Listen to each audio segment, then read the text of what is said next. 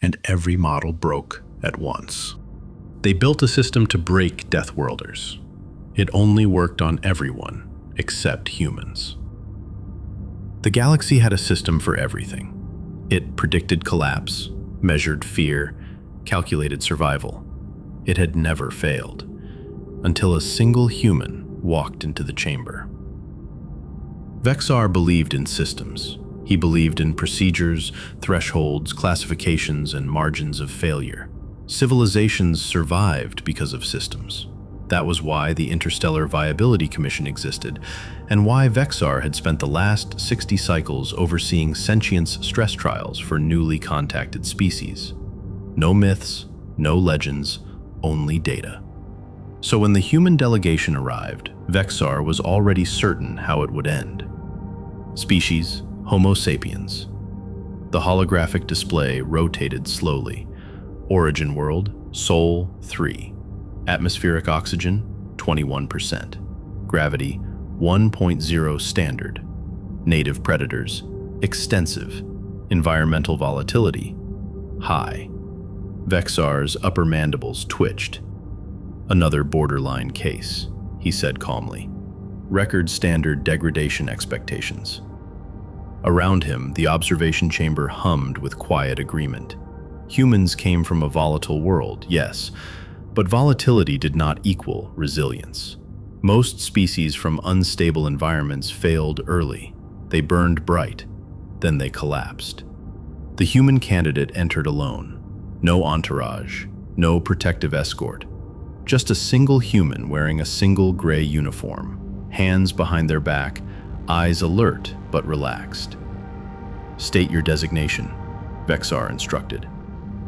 Alex Morgan, the human said. Civil engineer, Planetary Infrastructure Division. That gave Vexar pause. Not military?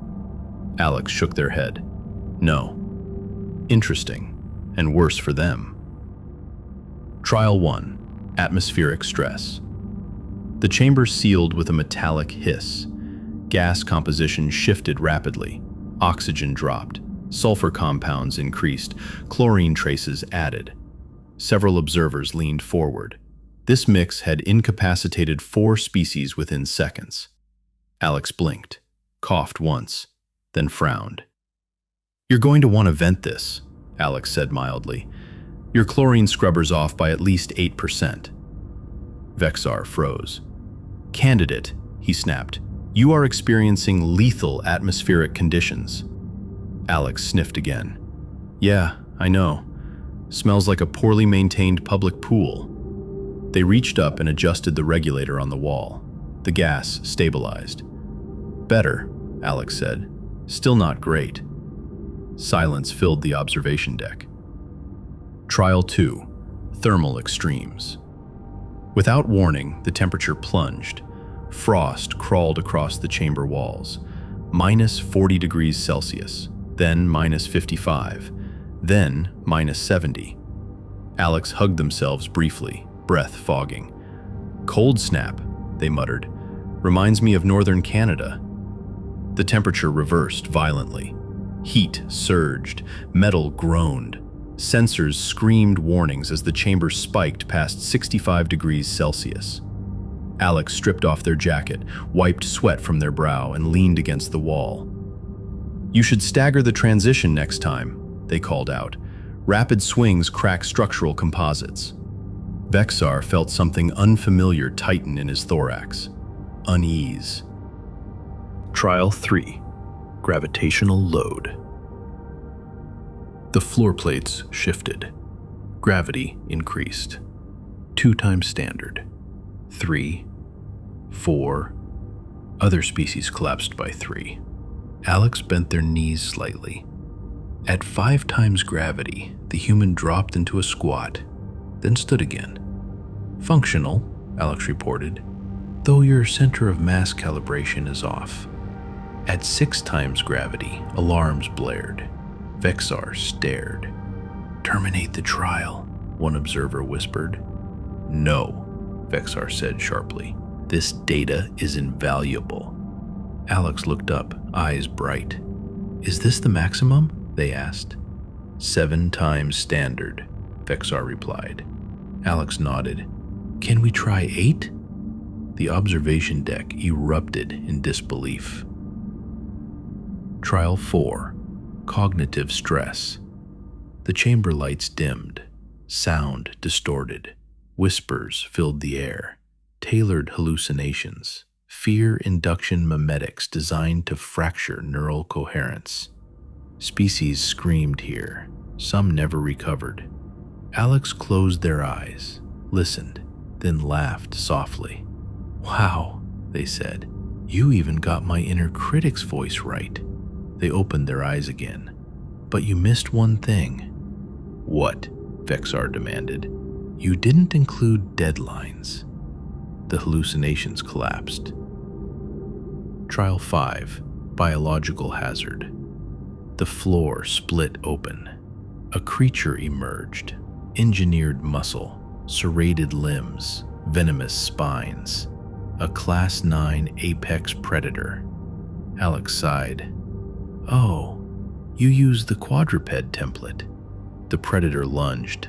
Alex sidestepped, grabbed a protruding spine, twisted, not violently, just enough to redirect momentum. The creature skidded across the floor, confused. Easy, Alex said, holding up a hand. No one's trying to hurt you.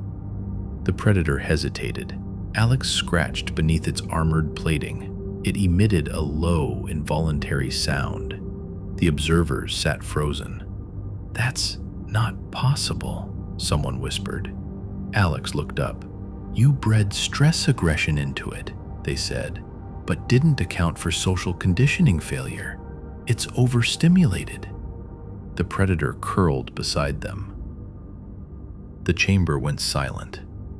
Vexar's data feeds scrolled uncontrollably.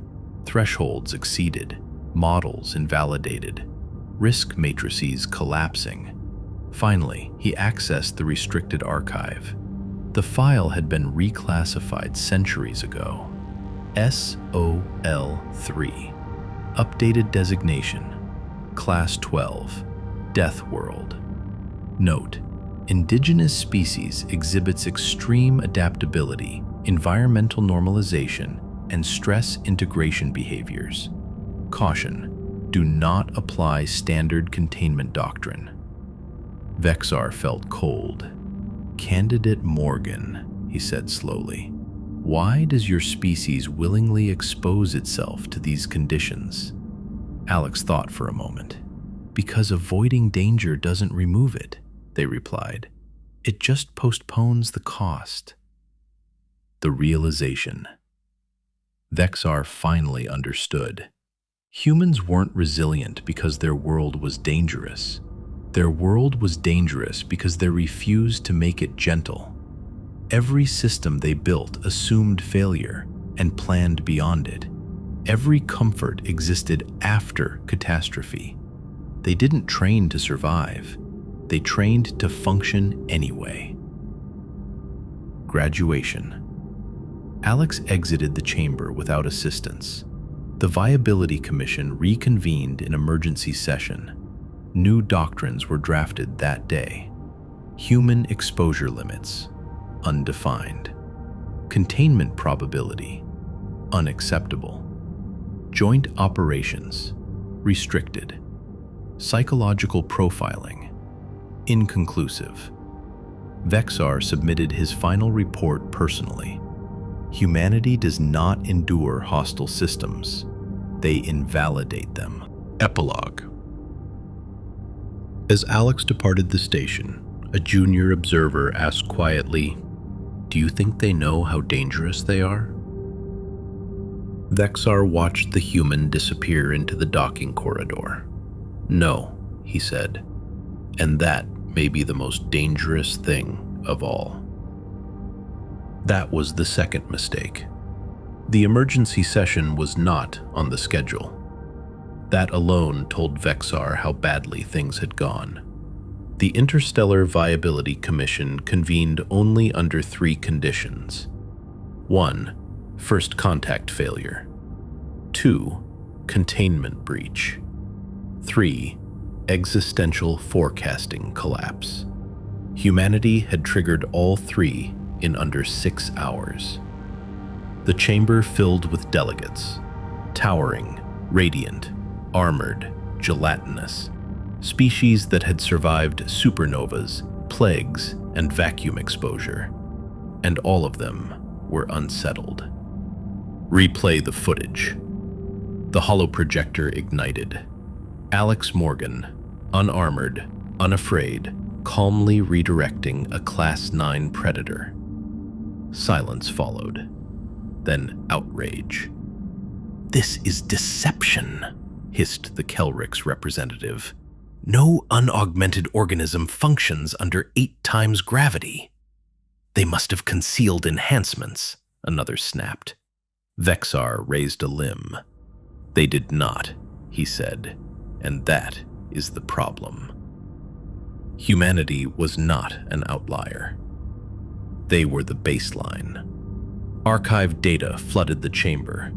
Human endurance competitions, voluntary exposure to lethal environments, recreational activities involving acceleration, combustion, impact. The delegates recoiled. "They choose these conditions?" someone whispered. Vexar nodded slowly. "Yes, often for enjoyment." Directive 991 was passed by a narrow margin. Human operational exposure limitation. No unsupervised access to stress environments. No mixed species training exercises. No human-led engineering initiatives beyond Class 7 tolerance. The logic was sound. If humans broke systems simply by existing within them, then the systems had to be protected. Vexar signed the directive himself. He would regret it within the hour. The first violation was accidental. A research station near the Orpheon Rift suffered a power cascade. Life support failing. Radiation bleed imminent. Protocol demanded evacuation. But evacuation was impossible. A human engineering team was already aboard. "We'll stabilize it," the human said. Station control protested. "You are exceeding Directive 991. The human shrugged, then filed the paperwork after.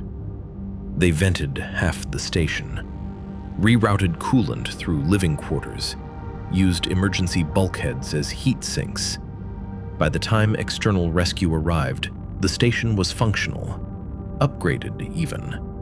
The report concluded, human intervention increased survivability margins by 340%. Directive 991 logged its first exception. The second violation was intentional. A joint training exercise, simulated hull breach, controlled variables. A human officer was present as an observer only. The simulation failed catastrophically. Containment fields collapsed. Multiple species panicked. Before command authorization could be issued, the human stepped in. They did not shout. They assigned tasks. The simulation stabilized in 90 seconds. Afterward, one alien participant asked shakily, "How did you know what to do?" The human answered honestly. The pattern emerged too late. Every time systems failed, humans adapted. Every time doctrine hesitated, humans acted. They did not override safeguards. They ignored them. And somehow, that made things safer. This wasn't even in the top 10 worst-case scenarios.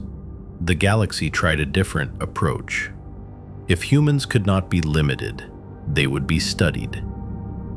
Project Stillwater, a controlled environment. No chaos, no stress, no danger. The most stable habitat ever constructed. Humans were invited under the guise of cultural exchange. The hypothesis was simple. Remove danger, remove pressure, observe decline. The first human entered Stillwater and frowned. "This place feels wrong." "What do you mean?" the overseer asked. "There's nothing that can go wrong," the human said slowly. "That's not safe." Failure without failure. Within days, humans began making changes. Not improvements, redundancies. Backup systems for systems that never failed. Escape routes for threats that did not exist. Emergency drills for scenarios no one had modeled. Stillwater's metrics worsened. Efficiency dropped. Resource consumption increased. The habitat became unstable. Vexar read the final report in disbelief. Human presence introduces latent instability even in ideal systems. The third mistake. The commission convened again. Fear replaced arrogance. "Then we isolate them," a delegate said. "Keep them at arm's length." Vexar closed his eyes. "You misunderstand," he said quietly. "We are not dealing with a species adapted to danger."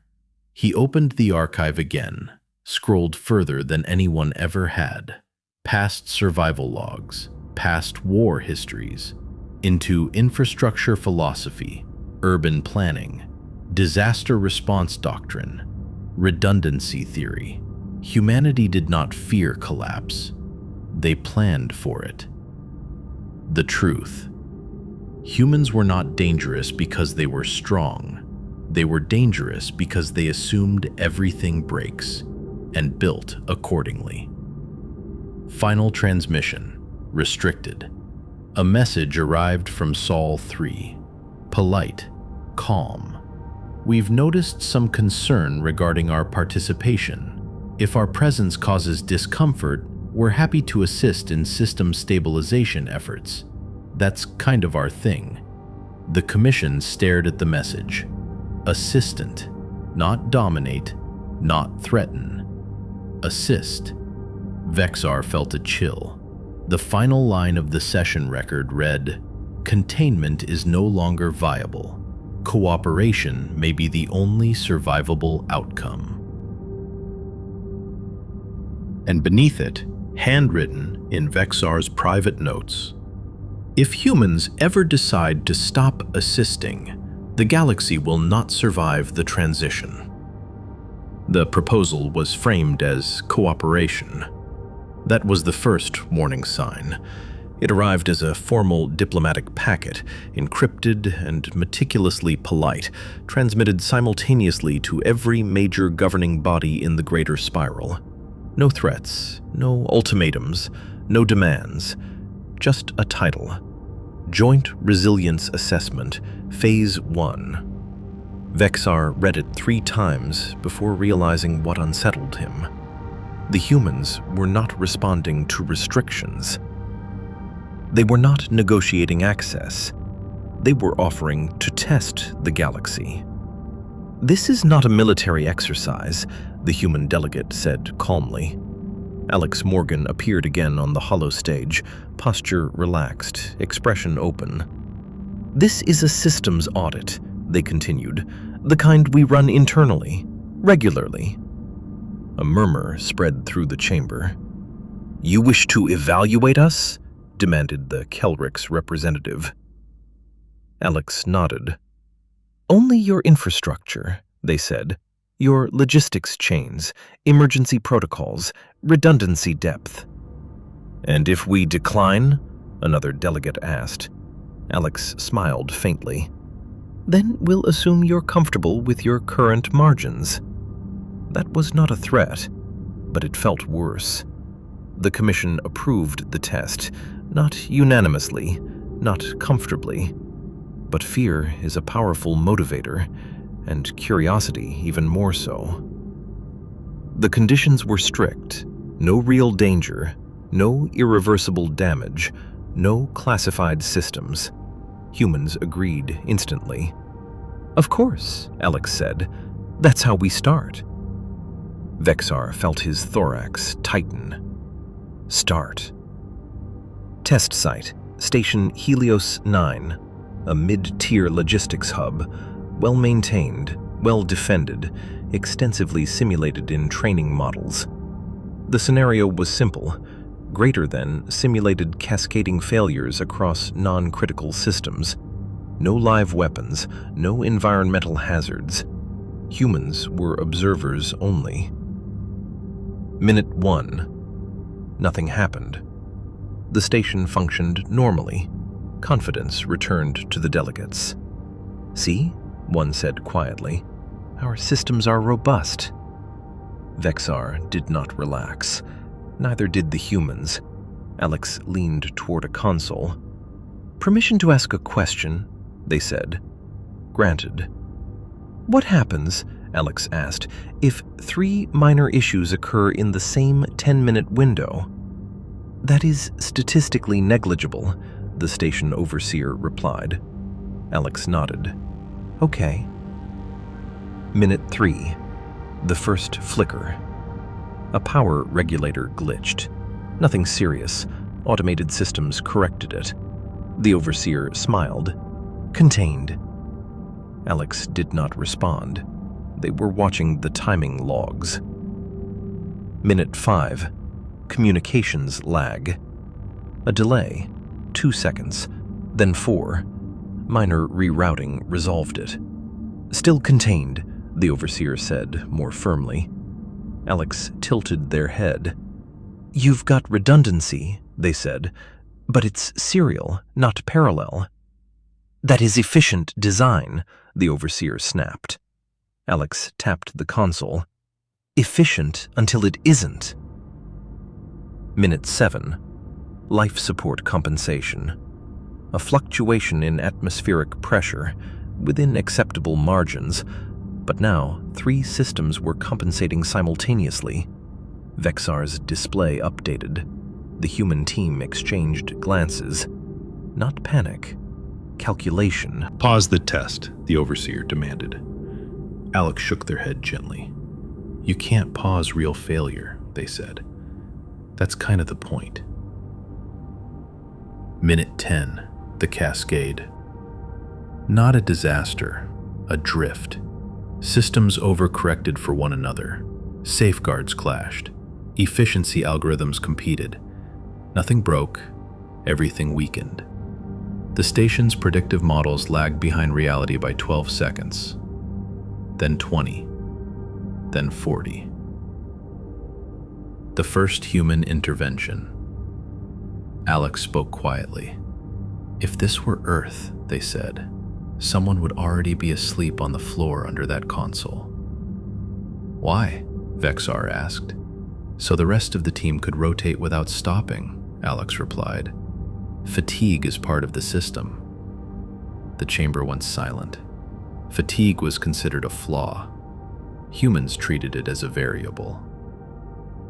Minute 15. Unscheduled human action. Without requesting authorization, the human observers began issuing suggestions. Not commands, options. Kill that process. Let that one fail. Stop optimizing, you're chasing noise. The overseer hesitated, then followed one suggestion. A system shut down completely.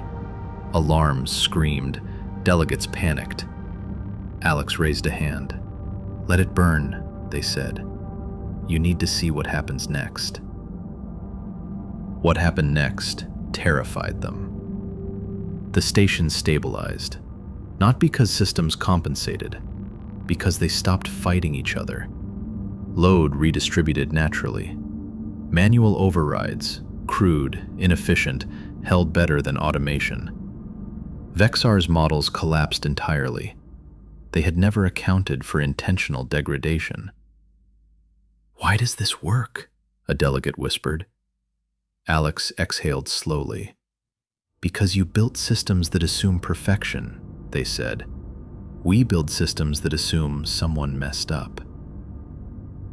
The second scenario was not approved. Humans ran it anyway. They labeled it greater than unknown unknowns test. No parameters shared, no warnings. Minor anomalies appeared across the station. Sensors contradicted each other. Data feeds conflicted. Nothing matched expected inputs. The overseer froze. "This violates protocol." Alex nodded. "Reality violates protocol all the time." The breaking point. A junior analyst screamed, "The models say we're safe, but everything feels wrong." Alex looked at them. "That's your cue," they said. "When your data and instincts disagree, trust the one that evolved under predators." The analyst shut down 3 systems on instinct alone. The station survived. Barely. Aftermath. The test ended, not with destruction, with exhaustion. Helios 9 remained operational, but every predictive model had been rendered useless. The final report was brutal. Galactic systems are resilient only under expected failure. Under novel stress, survivability depends on improvisation, redundancy, and acceptance of loss. The realization hit the commission like impact shock. Humans were not better because they were stronger. They were better because they were comfortable being wrong. They trained for chaos. They expected plans to fail. They practiced letting things break, safely, so they would not break catastrophically later. Vexar's private addendum. He recorded it alone. We feared humans would overpower us. Instead, they exposed how fragile our confidence truly is. If they ever stop testing us, it will mean they no longer care whether we survive. As the session ended, a final human message arrived. Phase 1 complete. Phase 2 will involve external dependencies. Please confirm whether you wish to proceed. No one answered, because they all understood what external dependencies meant.